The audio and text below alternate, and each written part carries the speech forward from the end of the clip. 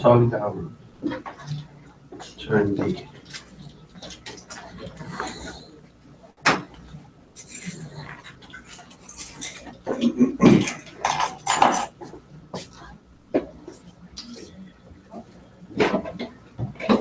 7 p.m. So it's time for us to start our meeting. And as usual, we do our initial prayer, and then we go through an inspirational message. And right after the inspirational message, then we have the main talk of the night. So for us to start, let's do our prayer, for us to connect even deeper with our dear friends from the spiritual realm, to think about Jesus, his teachings, and his love for us, and above all, to think about God, our Creator, our Father, the one who cares, the one who loves us above everything else. Dear God, we would like to thank you for the love that we feel every day in our lives. Sometimes we're not aware of it, but it's just because we don't remember that we are still breathing, that we still have air, that we have the water, our food, a place to live, a place to rest, a place to keep going, a place to worship you. So thank you, God, for the opportunity of living, for the opportunity of being loved, for the opportunity and the grace of feeling loved. May this love bring us hope, bring us strength to keep fighting, not against others, but for a better future for everybody. And may we all learn with you to love more and more one another as you loved us from the very first moment that we were created. May your love bless us all, now and forever. So be it. Hi, Nancy. Hi. So tonight we are going on with the reading and the comments of chapter 82 of our daily bread, and the title of the message for tonight is In Spirit. And from the letter to the Romans, chapter 8, verse 13, Paul wrote, But if through the Spirit you mortify the deeds of the body, you shall live. And as we usually say, this book, Our Daily Bread, was written by the Spirit, Emmanuel, and through the mediumship of Chico Xavier. And usually that's what he does. He takes a small passage from the Bible, and he goes and writes about the teachings that we find, that we can understand from those passages. I just wanted to make a brief comment because before going through the message, that what Emmanuel does in these messages, although sometimes we go through, we go to the Bible and get the whole picture of what's going on in that specific session or section of the Bible, Emmanuel does not necessarily, how can I say this? He does not necessarily uses the strict meaning of that passage in the context of the text. Sometimes he goes beyond what the story is being telling there. And he says that himself in the very first message of the very first book of this series.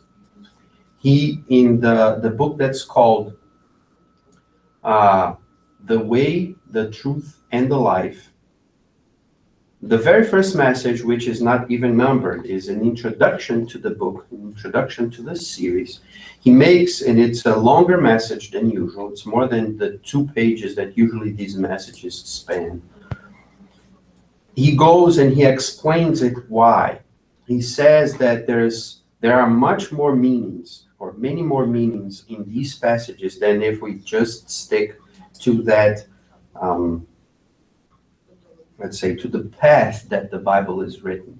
So he uses the expression that he grabs these small verses like pearls that are connected together in a pearl necklace, and then he joins these pearls to create a full necklace of understanding of the whole context of the Bible, of the whole context of the New Testament in specificity. So I wanted to make this comment just to visualize why Emmanuel, for example, there are, in this small collection of books, there are 4 in the beginning. There were 4 books. This, Our Daily Bread, is the second of them all. Then there is Living Spring, there is the Truth, The Way, the Truth, and the Life, and then there are other books that were published in the same vein, with a small passage from the Bible and then a small comment. If you collect all these messages that Emmanuel wrote, we're going to find that there are certain verses that he makes comments in different books, and the comments are different from each book to the other. He takes a different meaning, a different approach of the same verse, and he makes a different connection to what Jesus or to what Paul wrote, and then he makes another, he takes another lesson, he takes a different lesson from the same passage, like 10 words, he makes a full page comment. Then in another book, he takes the same 10 words, and he gives us a different lesson with the same words. So it is very powerful, the way that Emmanuel goes deep into these comments. So let me reread it, and I just wanted to make this introduction because I don't know if anybody was aware of this, and I already said this once or twice, but I don't know. Not even me sometimes remember this. So I remember it, so I had to say it. So message 82, Our Daily Bread, in spirit. Paul says to the Romans, chapter 8, verse 13, "But if through the Spirit you mortify the deeds of the body, you shall live." And Emmanuel makes the following comment. "Those who live according to the sublime laws of the Spirit breathe in a sphere different from the physical field in which they continue to walk. An advanced comprehension denotes their inner condition. They take advantage of the day like dedicated students who see their stay on the earth as an invaluable time of learning that should not be wasted. In work, they discover the blessed gift of spiritual growth and improvement. In the ignorance of others, they discover a precious opportunity to be of service. In the difficulties and afflictions on the path, they gather resources for their own illumination and elevation. They watch obstacles pass by as if they were clouds. They love responsibilities, but do not become attached to possessions. They administer with devotion, but stay clear of being controlling. They support without unhealthy tendencies. They serve without becoming enslaved. They remain attentive to the need to sow, but do not worry about the harvest, for they know that the soil and the plant, the sun and the rain, the water and the wind belong to the eternal giver. Beneficiaries of the divine gifts, wherever they may be, they carry their personal treasures with them in their conscience and heart. Blessed are those who go forth in spirit. For them, the affliction of death will be no more than the dawn of a new day, a sublime transformation in a joyous awakening. So this is, at least to the connection with the message that Paul wrote to the Romans, it is a very straightforward interpretation, which is something that and maybe it's because it's so ingrained already in us for reading the gospel according to Spiritism, of reading these messages from Emmanuel, that he is very clear in saying that the ones who already know, but not only know in their minds, that really know in their whole beings, that we are really not just the body, that we are much more than the body, that we see the world and we live in the world in a different way. We see things differently. And maybe this is a very good connection with what Hendrick will talk to us in a few minutes. The topic that he will talk to us is the point of view.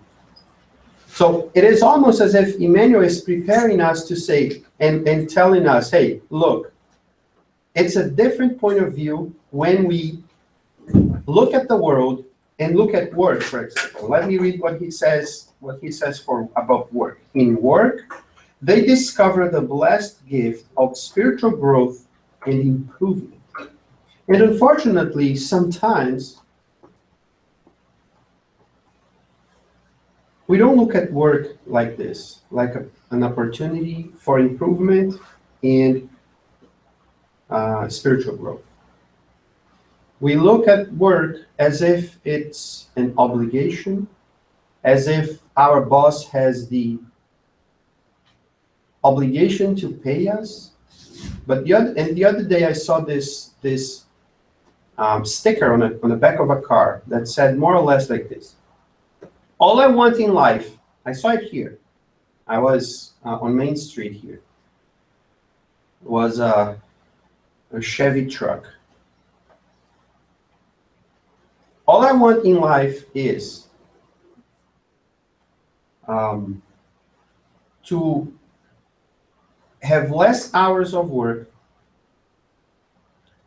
to do less than what I need to, and get paid more for doing it. And we see this no matter where we go, because we don't look at work as what Emmanuel is telling us here. We don't look at work as an obligation, but not a physical obligation, a moral obligation. Something that we came here on earth to do. It's part of what we need to grow. It is essential. There is no way that we will grow if we don't work. And naturally, of course, that if we expand the word work, we can go through a lot of different things. Let's imagine a person that cannot work.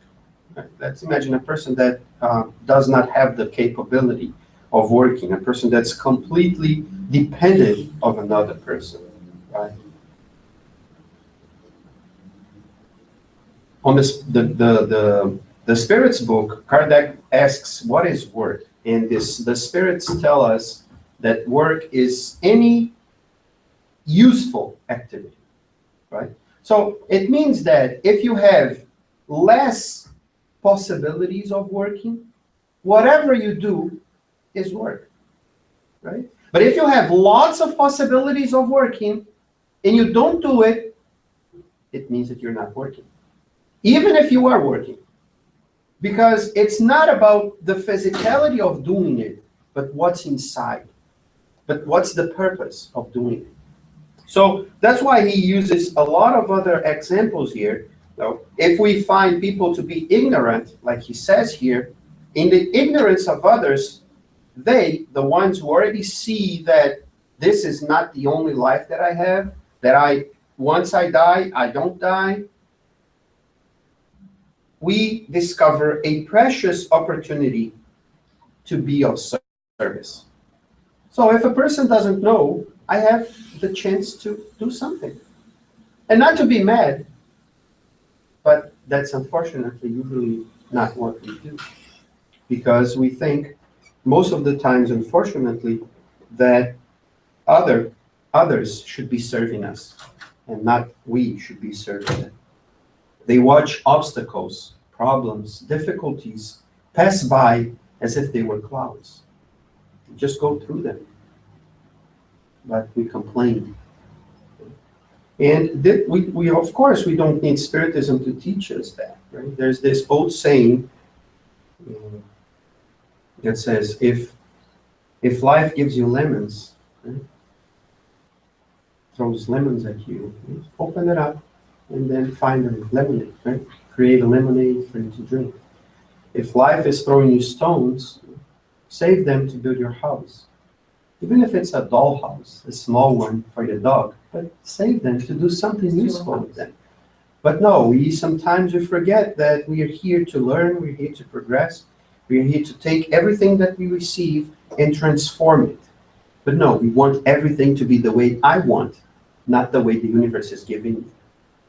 I want everything to be perfect, but most of the time we are not doing anything to improve the world, to make the world a more perfect world, a better place to live.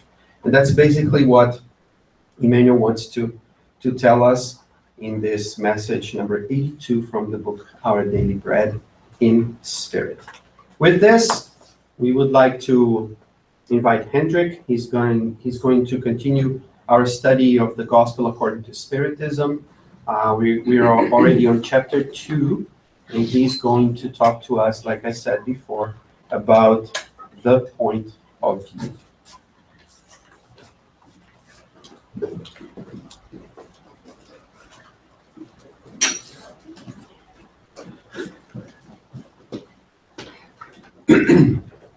Good evening, everyone.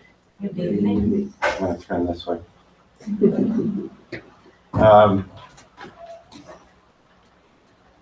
Thank you for coming. Thank you for being here. I'd like to ask to thank God and Jesus for the opportunity of being here and talking about the gospel, in particular the gospel according to Spiritism, which we continue to study, and we have arrived at its second chapter. I guess we're in the second part of the second chapter today. As Mackenzie said, we're going to talk about this discussion that Kardec has for us on the point of view, and the purpose of chapter 2 in the Gospel according to Spiritism. The title of it is "My Kingdom is Not of This World," and I guess last month studied the passage of the Bible when Jesus says that his kingdom is not of this world. When Pontius Pilate asks him if he is king, if he truly is king. Right before he's given to be crucified, and Jesus says, you say that I am king, but I am my kingdom is not of this world. And the objective of this chapter, I think we've discussed this a few months back, how especially in these first few chapters of the Gospel according to Spiritism, Kardec comes laying out some of the most basic principles of Spiritism and of the Spiritist doctrine, faith, and philosophy. And in this second chapter, he's following. First, in the first chapter, he talked about he laid out how we have not come right, to break the law. He uses the passage that Jesus talks about, not having come to break the laws, but to serve the laws of God. And in the same way, as to point out to someone just picking up the Spiritism and just picking up the book, Spiritism has not come to break any laws, any of the previous teachings of Jesus Christ and Moses and predecessors, but to free more of the truth that we weren't capable of receiving back in the time of Jesus. Much like when Jesus came and brought a new message that couldn't have been taught in the times of Moses. So in the same way that that Jesus came to bring a more loving notion of God, and showing us that God's law is a law of love and not of hate and destruction, and Spiritism comes to bring more facets to this teaching of Jesus, and to clarify things that are in the gospel. So in this second chapter, we're looking at the future life, and the fact that we are not just human beings. We are human beings by condition in this life, but we are, in truth, we are spiritual beings with spiritual lives and lives beyond the earthly life that we have, what we call our material life, or our lives in this world.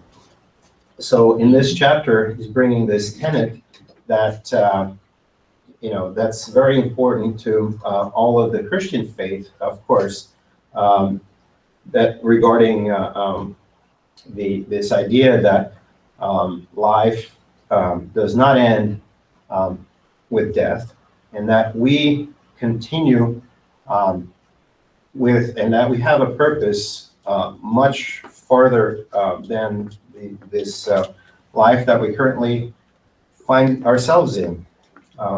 Excuse me. So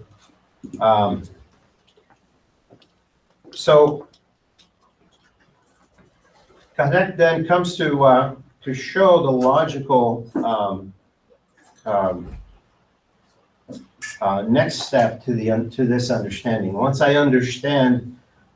I, as a human being, as a spirit, in this incarnated in this world, open my eyes and start seeing life for its spiritual essence, for its eternal gift that it is to us from God, and that life does not end with our death, then it becomes easier to have that unshakable faith that he had talked about earlier, both in this book and also in I believe the Spiritist book, where he defines, it's one of those sayings that you see, marked up in all over the place by Allan Kardec, where he says, "Unshakable faith is only that which can meet reason face to face in every human epoch, and to reach this unshakable faith is kind of the whole point, obviously, of these books. It's the whole point of religion, right? To understand, to reconnect us with our Creator, reconnect us with God, and with our with Jesus, our greatest master, right?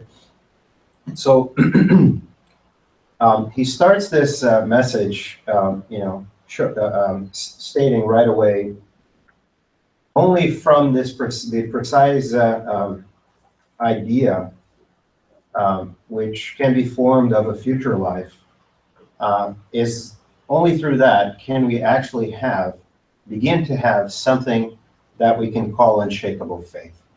Because if I am to come to live in this world and think of God, right? How can I find justice in God's plan if all I have is one life to live? Not just myself, but those around us, right? And so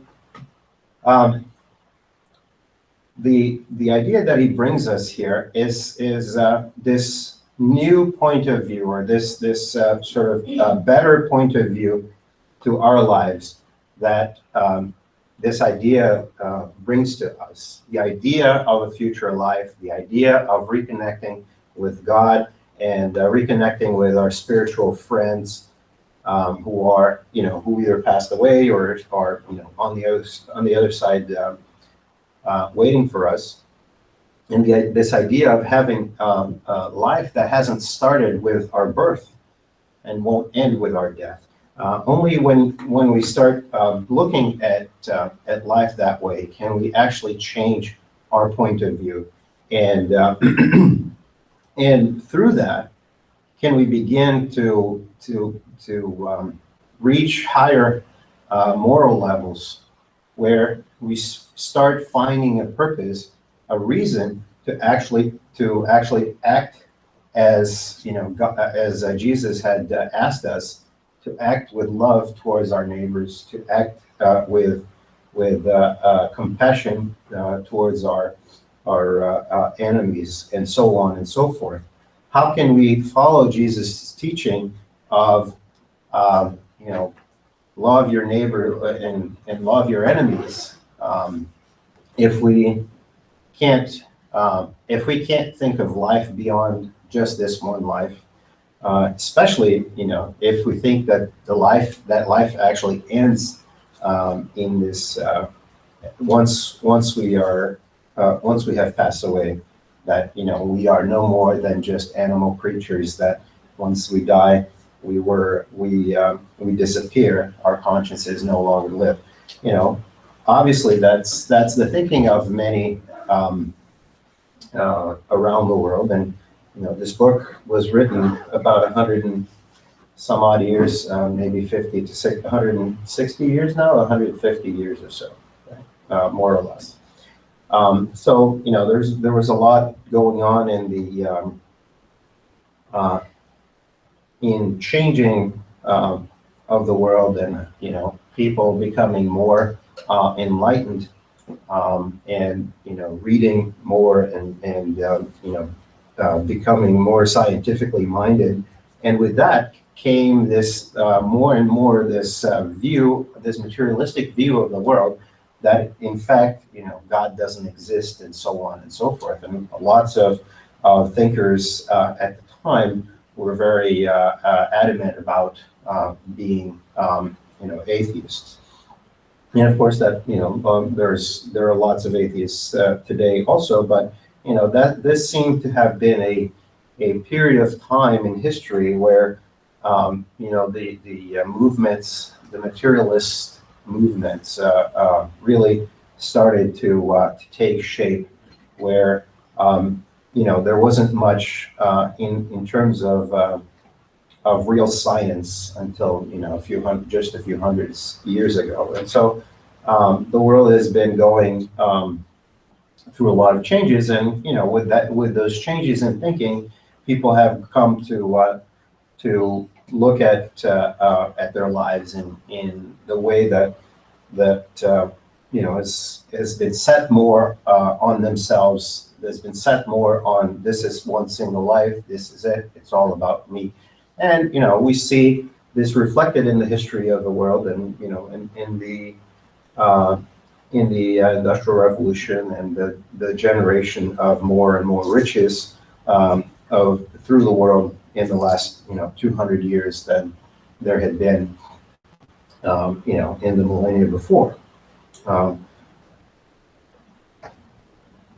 And so there is this thinking that comes with materialism, with which I guess that's one of the ways that that is referred to in this translation to English of the book, materialism or earthly thinking, where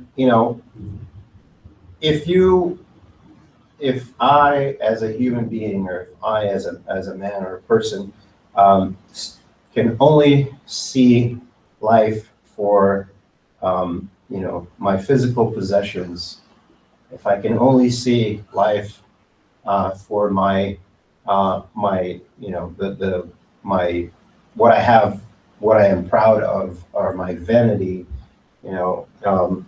my ambitions, if that's all I see in life, then really I'm setting up myself for a lot of heartbreak, because I start looking at every little small loss, at every small misdeed someone does to me, anything that anyone does that hurts me, any anything that happens to me that I find unjust or unlucky, and so on.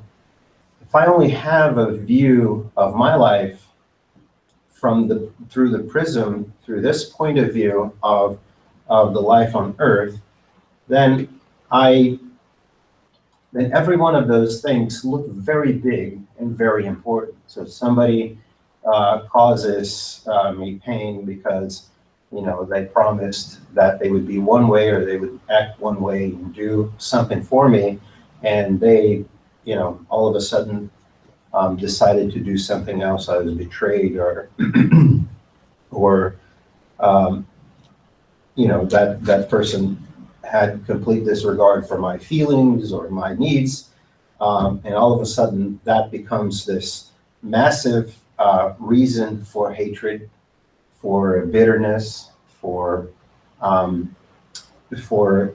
sadness, and so on and so forth, because that's the only thing I can see. That is all I can see, because I have no vision of my life for what it was before I came here, which, by the way, comes in later chapters, but really the focus of this chapter is more about the continuation of life. But we'll see later that the continuation of life is already the continuation of our previous lives too, our connecting lives from one to the next, and our connections to those around us. But if I don't see that, if I can't feel that, if I can't see that life was given to me by God to better myself, not just in this earth, right, but throughout eternity as a spirit, then I find no reason to look at my problems in any other way. I find no reason to look at these small, bickeries and fights as something small, because that's all there is to my life, is all of these situations where someone is either hurting me or trying to hurt me, and therefore I need to try to set them back, and so hit them back in the same way. So all of these, and all of this idea of just I need to have more possessions, I need to gather more for me and for my family, etc. And if that's all I think about, then anything that I lose seems like the end of the world to me. It's very much like the behavior of a child who, it's funny. I was just at a soccer game last Saturday with my son, and it was funny because I wasn't making any comments, but he made a comment, about a kid that was sitting behind us. And it was just funny, you know. And the reason why I'm talking about it is because, you know, it's a good example of childish behavior. Um, you know, we were obviously there to watch a game. You know, my son is a very strong fan of soccer, so he was actually paying a lot of attention to what was going on. And you know, some of the things I would ask him what was happening, and he would tell me what had happened, or you know, we would discuss the play or whatever happened. But there was this one kid who, I think they were in 4 or 5 brothers, um, in the back, right behind us. And one of the kids was very funny the way that he was complaining about him having food. And it started, you know, when they first got something, they all had like a pretzel or something. They all seemed to have something similar. He had something else. And he was eating his thing, from what I could hear of the conversation. And the other kids were all eating their thing. He finished his, and he's like asking some from his brother, say, "Can I have some?" And you know, it was that whole, "No, you've already had yours." "No, but I want that. I don't want," you know, or maybe he hadn't finished his fries or something. And no, but this is not what I want. I want what you're having. And you know, this discussion. Oops, sorry about that. This discussion went on a little bit, and you know, he went on complaining about, you know, he wanted something else. Then the dad went out with the other kids. I think they ended up giving him something. Said, "Okay, we'll go get something else." So he was sitting there. Next kid goes, you know, next time the other kids come back and they're eating something else. And he's like halfway through whatever he was just eating because he was complaining that they had. And he's like, "No, I want that now." Now, this went on for at least 3 or 4 different items. I'm not joking. By the third item, Pietro looked at me and like, "That kid is it's like, all he's doing is complaining about food the whole game long." And you know, I was noticing it, but I wasn't going to make that comment to my son. But he picked up on it. He's like, "Why can't you just watch the game?" You know, and it was a very good game. It was a very exciting game. You know, it's very hard to. It was actually the most exciting soccer game I had seen with him, sitting with him at that stadium. You know, we went to a few, and you know, but this kid just kept. You know, he would have what he wanted, but then his brothers would have something else, so he would drop that and want something else. And you know, "Dad, can I have this?" And once they were all really full, then. Oh yeah, and he would be complaining about it. And, "Dad, can I have this?" And he's like, "No, no, just, you know, you guys figure it out." And the dad didn't really care about their discussion. And once they were all really full, then you know, and there was no need for more food. He started asking for like a video game. They started discussing a video game that was like, and then he went in to ask his dad, "You know, can I have that?" "No, but I want to have that." You know, and it just went on like that, and it's exactly like a microcosm of the idea here of when all we think of is our earthly life, as is pointed out here. You know, when we doubt the existence of of life beyond this life, you know, all we want is the next thing, right? You know, "Oh, I want the iPhone 4. Oh, no, the 5, not the 6. Oh, maybe now I want a Samsung, but the 7 is out, so I want the 7," right? And, you know, it's a little, just one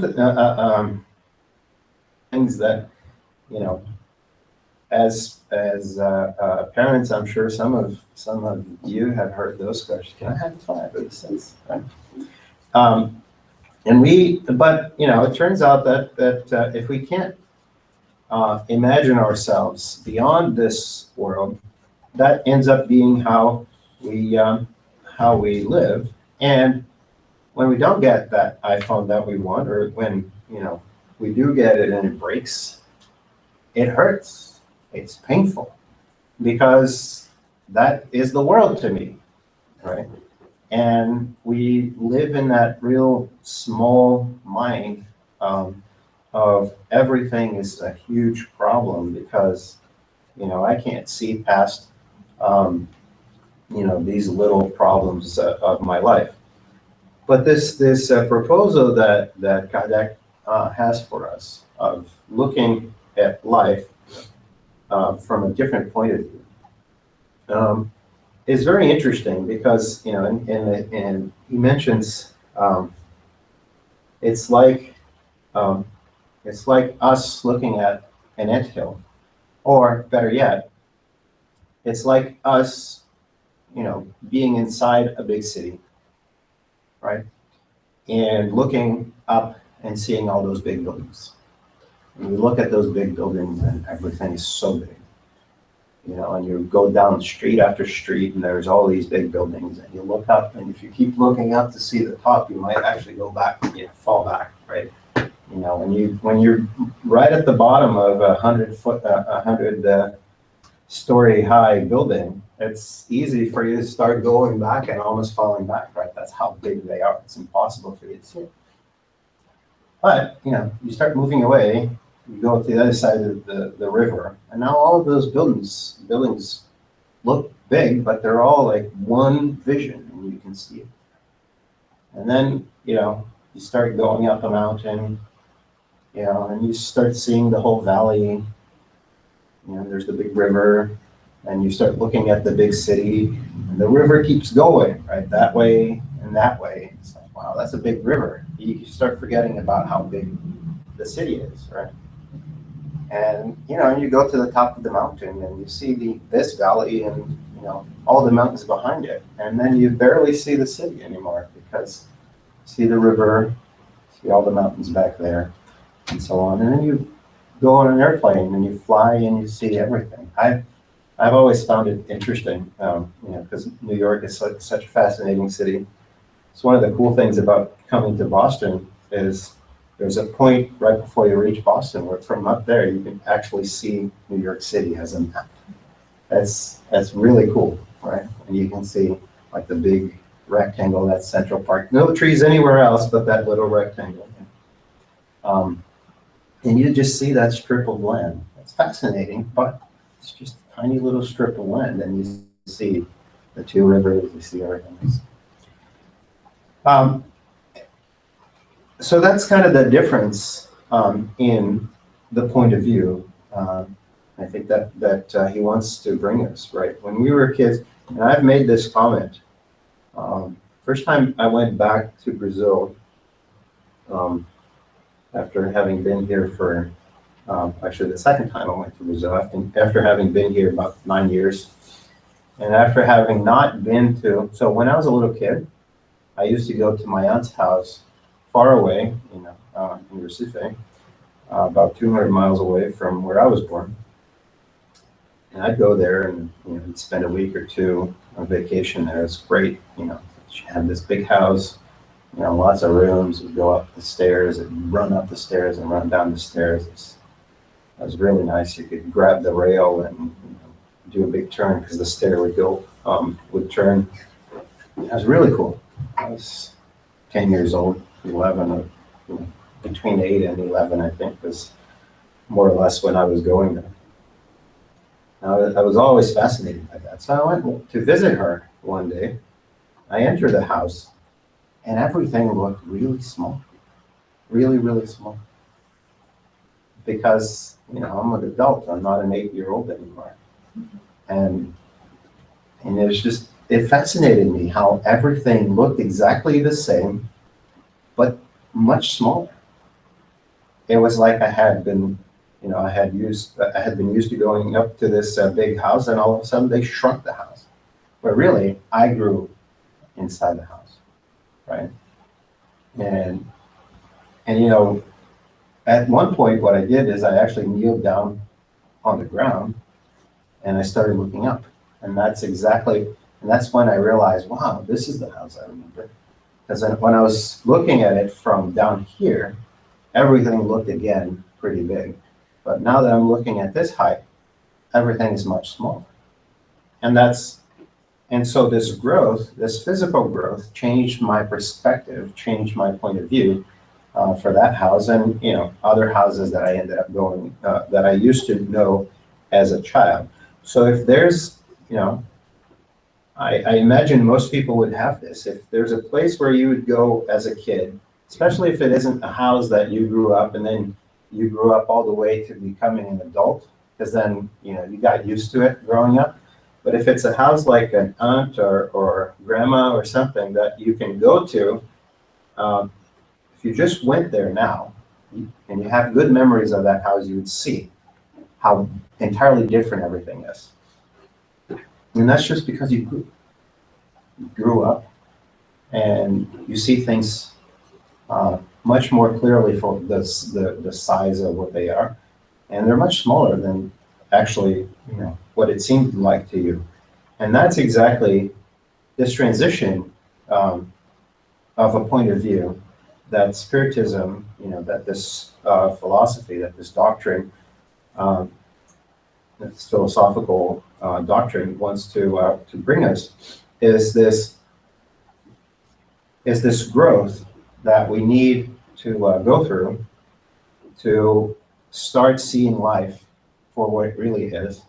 And, as in the example of moving away from the city to see the buildings as just a small part of the landscape, as we start moving away from these problems, as we start moving away from the thinking that everything is about earthly life, that everything is about our possessions or our physical needs or our personal needs, and we start looking at life as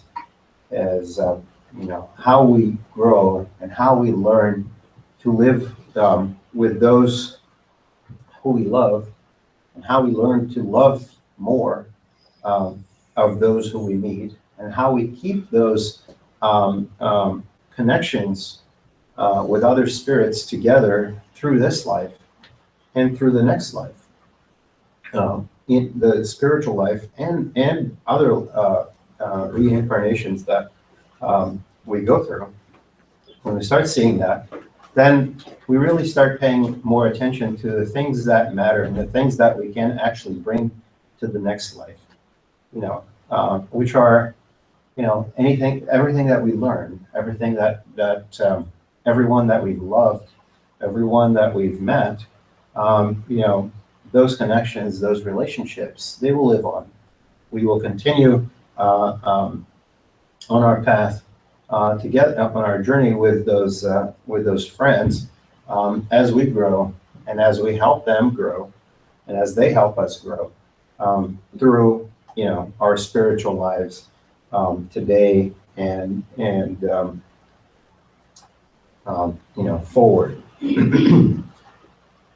But we start thinking of this, and an easy question to bring up is, well, but if all we think about is our spiritual life, then, and if everyone all of a sudden started only thinking about the spiritual life, then everything would stop. There would be no economy, right? There would be no work, life, because everybody would just be, waiting for the next life, right? Because, that's all there is, right? That's what Jesus said. My kingdom is not of this world. So when we adopt this idea that our kingdom is not of this world, then we just let this world go. And, obviously that's not the point of the story. Wouldn't everything stop? He asks. And he points out very, very wisely that, we as man or people will instinctively work or do what will be better for us in this life. So, for example, if I'm moving a piece of furniture and a piece of a splinter gets in my nail, I mean, it doesn't matter, right? It's just material life. Let that splinter be in my nail, right? Of course not. We're going to remove it right away, right? You go through a bush, there's roses, but a thorn gets on your skin, you're going to take that out because it's painful, right? So you're going to do the things that are better for you because, we instinctively look out for our own well-being. Not only that, we have a duty to protect ourselves, to provide for ourselves, and for those around us, especially obviously as parents, our children, but to provide for ourselves and for others around us.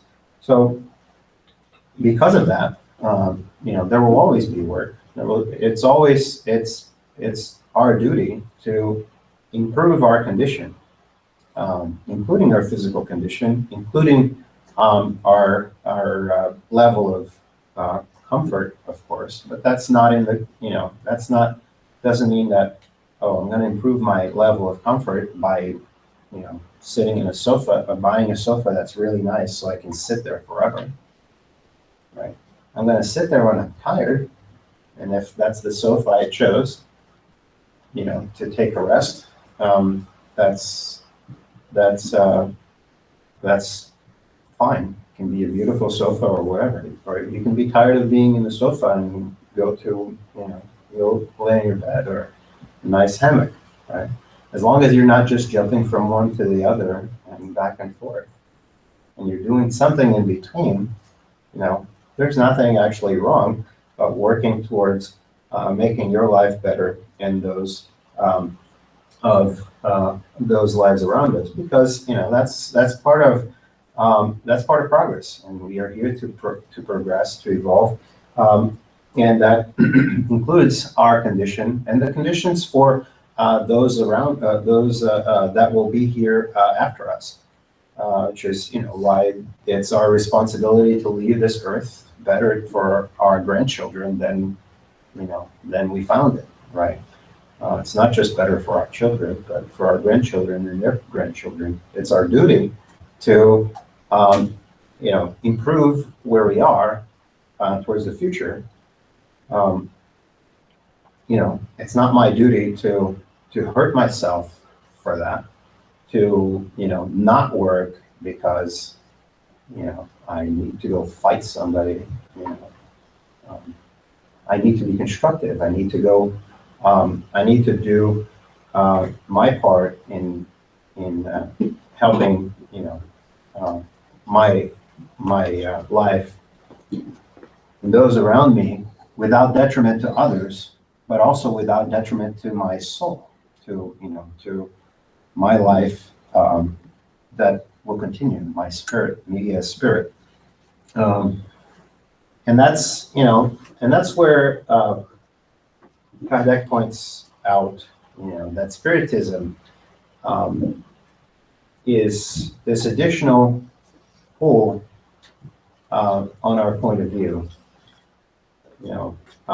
As he points out, if those who are already religious and live life under this philosophy that was taught to us by Jesus, or other philosophies that guide us towards God and reconnect us to God, then we're already going in that direction.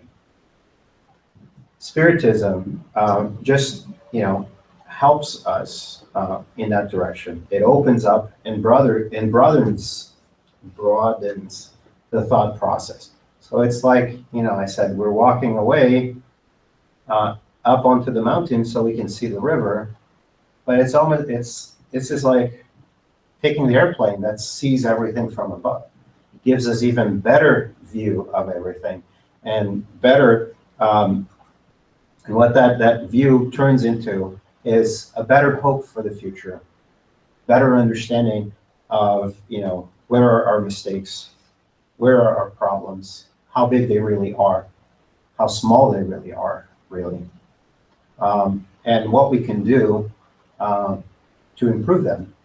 And what's around us, and how our our lives are connected. It's interesting here, and I'm going to read some of this because it's very beautiful. It says, Spiritism broadens the thought process, opens new horizons, and it shows us to see this life as a link, just a link, in the magnificent harmonious assembly, which is God's work. So this life that we're in is just a small link in the chain that is God's work.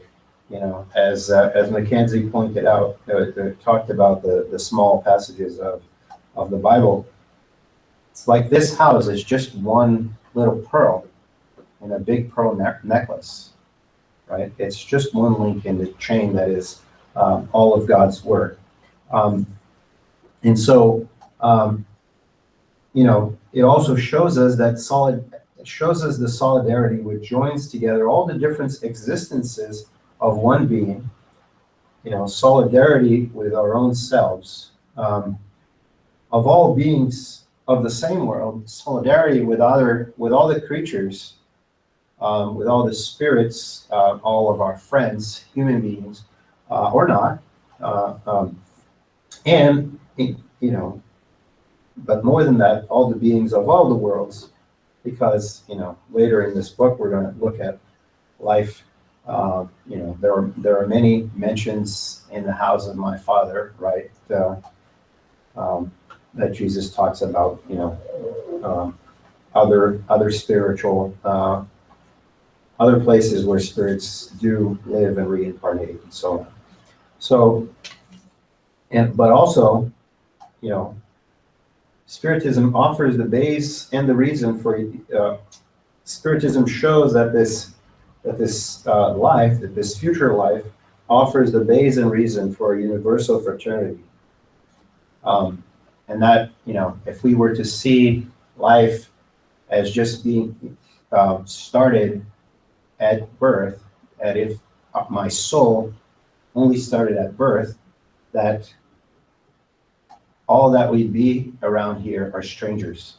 Every life, every soul that ever lived, grew up as strangers to every other soul, and only really had a chance to make friends or to meet those who lived with them at around that time when they were alive. But Spiritism in this message that it brings shows us that the spiritual life is a lot more than that. That these relationships come from a long time, right? And through that, and this entirety,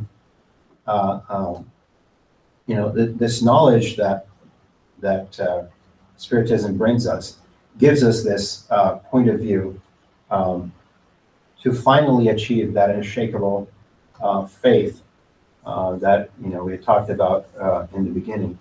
It's hard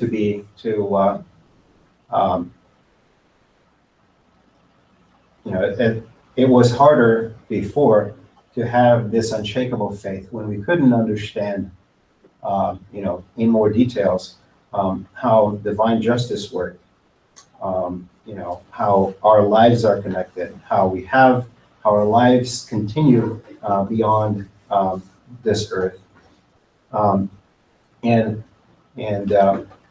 how we're all connected. Without all of that, it would be harder to have this unshakable faith. And so, Spiritism comes to be, this big lens, or maybe this airplane that takes us up there to see, the entire chain, the entire land for what it is. And he points out that this entirety, or this view of the world, this point of view that Spiritism comes to bring and to help us broaden our view, simply wouldn't have been possible in the time of Christ. And so, and as he says, for that reason, he waited until later to have more details of this truth, details that spirits brought to us, of this truth that we couldn't understand before at the time of Jesus. In the same way that the people during Moses, the time of Moses, couldn't have understood Jesus's message. In the same way, the people around Jesus's time couldn't understand all the nuances of this message. But Spiritism comes to broaden that up and give us a yet better point of view in our lives. And so that's the invitation that Kardec gives us, is to keep working on that point of view, keep working on focusing on the things that I am able to take from this life towards into the next life, and with that, improve the point of view, we will achieve more and see more, and be less affected by all of the little problems that seem so big to us now. So I hope that this message touched you in a similar way that it touched me. It was a very good reading for me. I hope I was clear enough in bringing it to you guys. Thank you for your time, your patience, and ask God to bless us all today and always. Thank you.